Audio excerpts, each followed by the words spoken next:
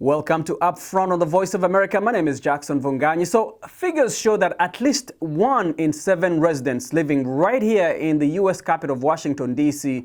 is an immigrant. Now, if those numbers tell you anything, is that if you look past the politics of this city, you will discover one of the most diverse communities in the world. And nothing quite captures the spirit and diversity of any community like its food. Washington, D.C. is home to hundreds of restaurants serving cuisine from countries like Ethiopia, from Kenya, Nigeria, Ghana, and many others.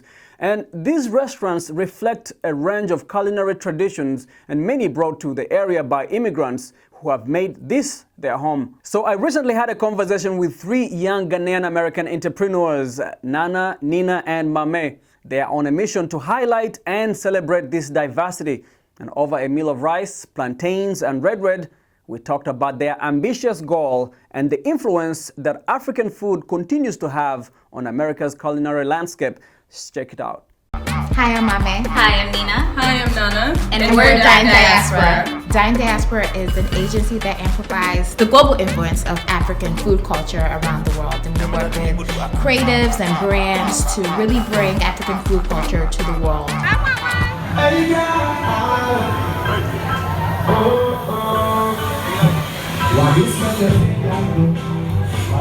So Dine Diaspora started with 3 women and 1 idea.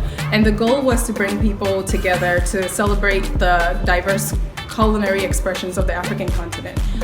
We brought people together around delicious meals. We had chefs cook amazing food, and this was people's introductions to food, as well as connecting with each other around the table.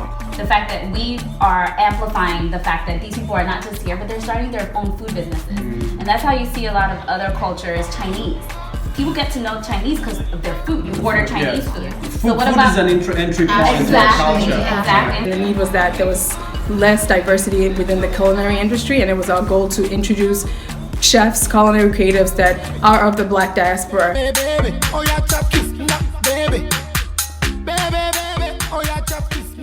One of a kind experience with Chef Pierre Chen, and I would like everybody to just give him a round of applause. Okay, so we dig in. All right, Yes. he's giving us the first feedback on the red. So Mame is our chief taste tester. So there you go, let us know. Yeah, so she's an expert. What she gets to do is meet with our chefs that we work with. So before we work with a chef, we usually like to go taste their food. Also get a vibe of who they are and learn about their techniques and the journey that they've had within the foods that they're making, meaning what personal side are they bringing to the African diaspora cuisine. So Mame gets to do a lot of that. Mame is the chief tester of the Dine Diaspora. So Mame, what do you look for? I like food, Yeah. composition, taste, the story too. You know, Do the certain flavors just speak to you, feel and say, this is it? yeah. You know, not too salty, not too sweet. Something that a lot of people can enjoy too as well. That's what we look for too.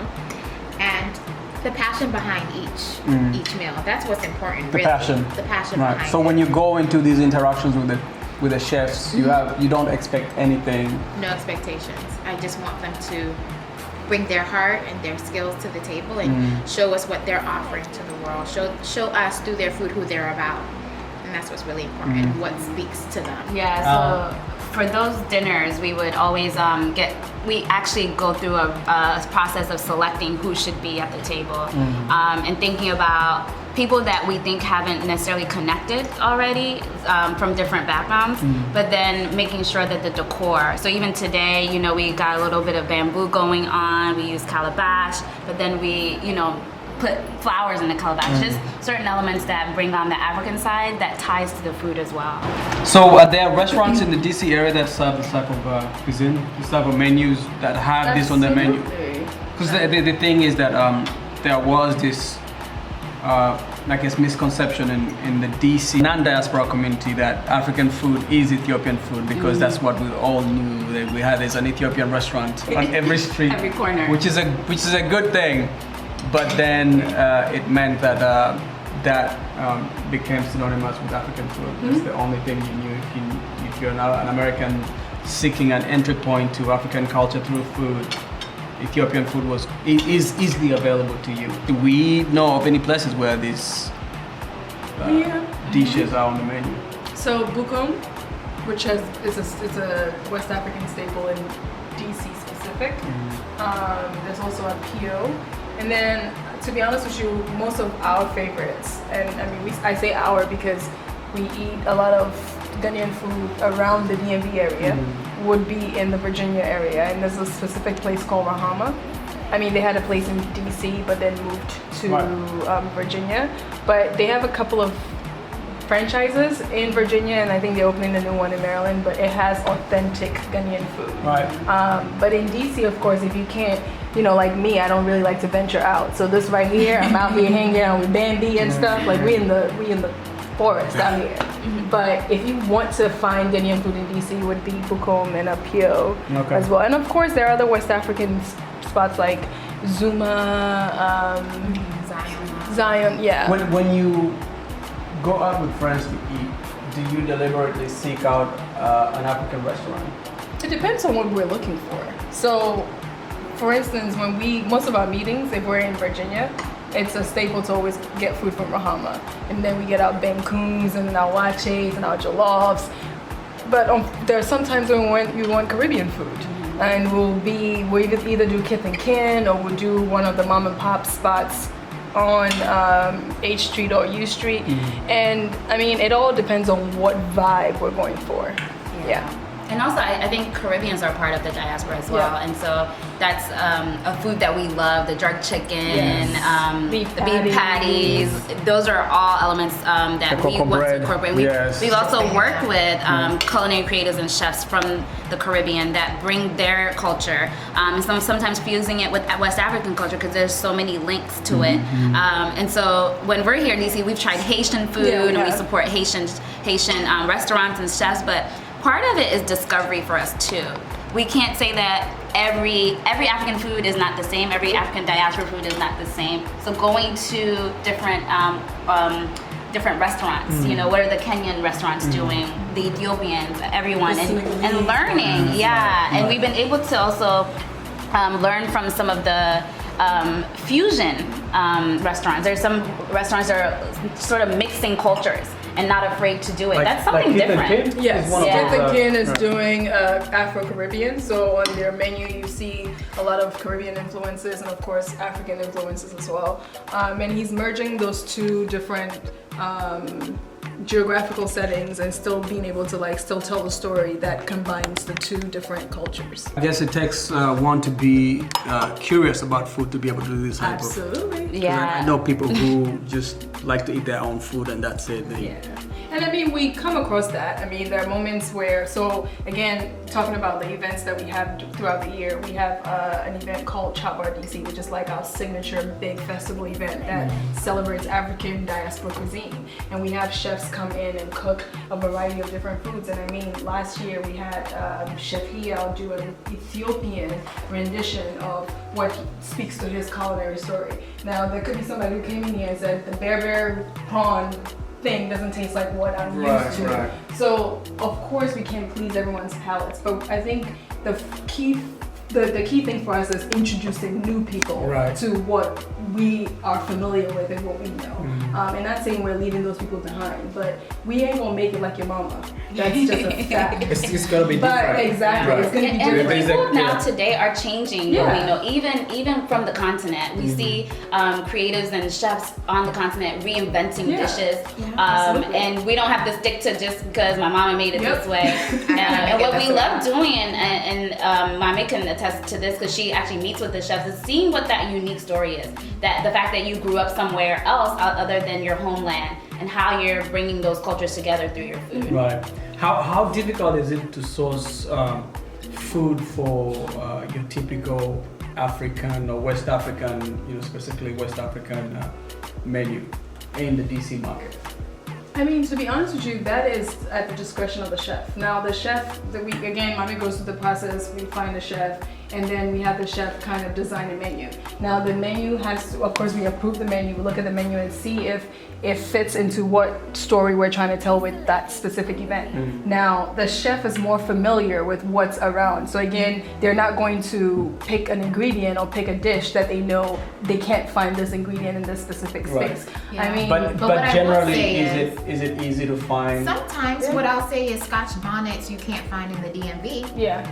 That you can find it in New York, but in the DMV you cannot find it. Yes. That's not a type of pepper that's readily available at any of our supermarkets. Even some of the like Caribbean or African supermarkets that you, or the Latin American supermarkets that you'll go to try to find flavors and foods that we won't typically see in a Whole Foods or Safeway. Yeah.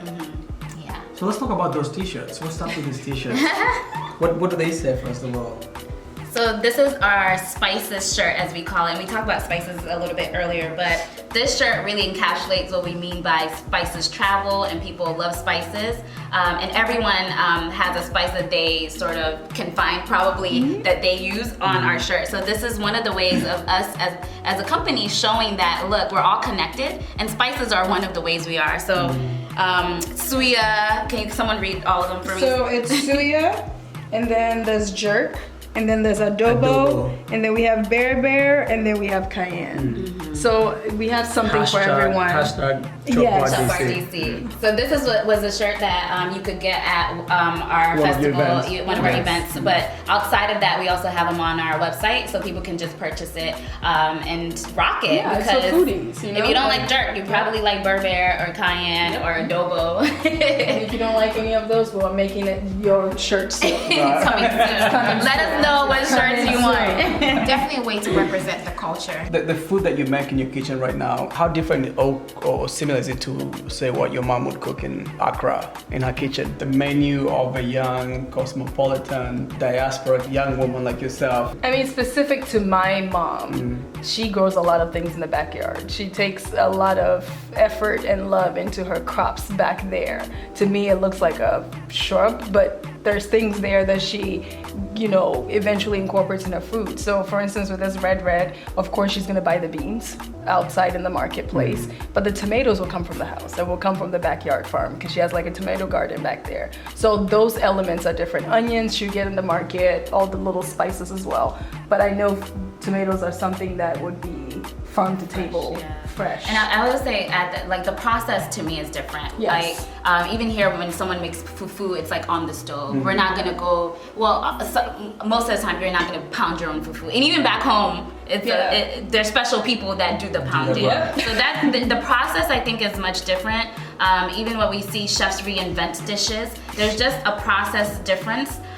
There could be something where you do in like you grind something, with your hand and all that. We might not do that process, but I think a lot of times there's just something about getting that taste that you got back home that's really important. So sometimes I have family bring certain spices, the smoked fish spice that you can't get here. Yeah, so things that we can get, people bring when you have that connection already. You don't need to depend on a grocery store. I think we can get it as close as possible, but I think that process also adds to the experience, and we can't always have that. So in your pantry, it's very easy to find stuff from a Ghanaian market and from like a DC market. because we want to substitutes. Because again, even with the red, I'll go back to that. You know how at the end I added salt? There's a way to use salted fish. And when you put that step in there, you don't necessarily need to have salt. And that salted fish is a huge part of this dish.